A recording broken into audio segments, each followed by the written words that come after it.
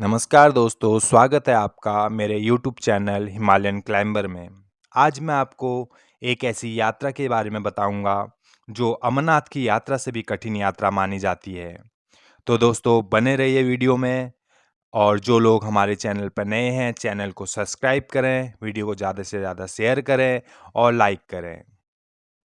हिमालय की गोद में विराजमान श्रीखंड महादेव के दर्शन करना आसान नहीं है। हिमाचल के कुल्लू जिले के निर्मंड से यहाँ पर होकर पहुंचा जाता है। दुनिया की सबसे दुर्गम धार्मिक यात्राओं में शामिल होने के बावजूद श्रीखंड यात्रा के लिए देश के कोने-कोने से श्रद्धालु यहाँ पहुंचते हैं। निर्मंड से श्रीखंड यात्रा के लिए 25 किलोमीटर की सीधी चढ़ाई किसी अग्नि परीक्षा से कम नहीं है। कई बार तो इस यात्रा के दौरान श्रद्धालुओं की मौत भी हो चुकी है। आमतौर पर कैलाश मानसरोवर की यात्रा सबसे कठिन और दुर्गम धार्मिक यात्रा मानी जाती है। उसके बाद किसी का नंबर आता है तो वह है अमरनाथ यात्रा। लेकिन हिमाचल प्रदेश के श्रीखंड महादेव की यात्रा अमरनाथ यात्रा से भी ज़्यादा कठिन मानी जाती थी। अमरनाथ यात्रा में जहां लोग करीब 14,000 फीट की ऊंचाई पर चढ़ाई करते हैं, तो श्रीखंड महादेव के दर्शन के लिए 18,500 फीट की ऊंचाई पर चढ़ाई करनी पड़ती है। यहाँ पहुँचने का रास्ता भी बेहद ही खतरनाक है। अमरनाथ से भी कठिन श्रीखंड महादेव की यह यात्रा रूह कँपा देने वाली है। 18,500 फीट की ऊंचाई पर स्थित श्रीखंड यात्रा के दौरान सांस लेने के लिए ऑक्सीजन की कमी पड़ती है। श्रीखंड जाते समय करीब 1 दर्जन धार्मिक स्थल व देवशिलाएं मिलती। श्रीखंड में भगवान शिव का शिवलिंग है। श्रीखंड के करीब 50 मीटर पहले पार्वती, गणेश और कार्तिक स्वामी की प्रतिमाएं भी हैं। स्थानीय लोगों के अनुसार इस स्थान पर भगवान शिव का वास है। यहाँ पर स्थित शिवलिंग की ऊंचाई 72 फीट है।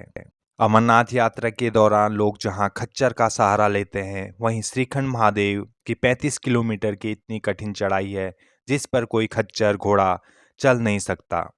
हिमाचल के निर्मंड के जांव गांव से पैदल यात्रा शुरू होती है।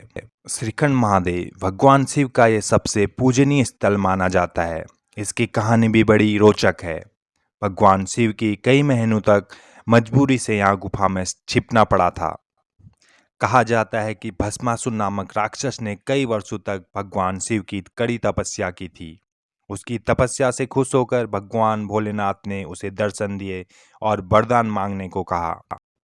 भस्मासुर ने कहा उसे ऐसा वरदान चाहिए जिस जीव के सिर पर वो हाथ रखेगा वह उसी समय भस्म हो जाएगा। भोलेनाथ भगवान ने उसे वरदान दे दिया। वरदान पाने के बाद भस्मासुर घमंड से भर गया। उसने भगवान शिव को ही जलाने की तैयारी कर दी, जिसे बचने के लिए भगवान शिव को निर्मंड के डंडोडांग के स्थित एक गुफा में छिपना पड़ा। कई महीनों तक भगवान शिव को यहाँ रहना पड़ा।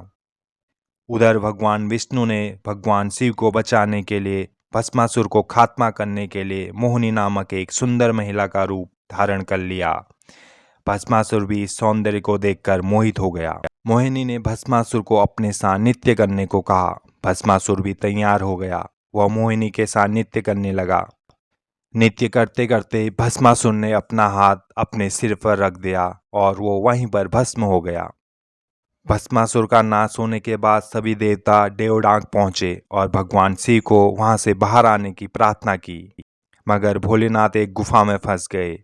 यहाँ से वो बाहर नहीं निकल पा रहे थे। वो एक गुप्त रास्ते से होते हुए इस पर्वत की चोटी पर शक्ति रूप में प्रकट हुए। जब भगवान शिव यहाँ से जाने लगे तो यहाँ एक जोरदार धमाका हुआ, जिसके बाद शिवलिंग आकार का एक विशाल सी शिला बच गई। इसे ही शिवलिंग मानकर इसके बाद पूजा जाने लगा। इसके साथ ही 2 बड़ी चट्टानों में माँ पार्वती और भगवान गणेश नाम से पूजा जाने लगा। मार्ग में पार्वती बाग नाम की जगह आती है। ऐसा माना जाता है दुर्गम ब्रह्म कमल यहाँ पाए जाते हैं। रास्ते में पार्वती झरने के भी दर्शन होते हैं। माँ पार्वती इसी झरने में स्नान करती थी। श्रीखंड महादेव जाते वक्त रास्ते में खास तरह की चट्टानें भी मिलती हैं, जिन पर कुछ लेख लिखे हैं। कहा जाता है भीम ने स्वर्ग जाने के लिए सीढ़ियाँ बनाने के लिए इसका इस्तेमाल किया था, मगर समय की कमी के कारण पूरी सीढ़ियाँ नहीं बन पाई थी।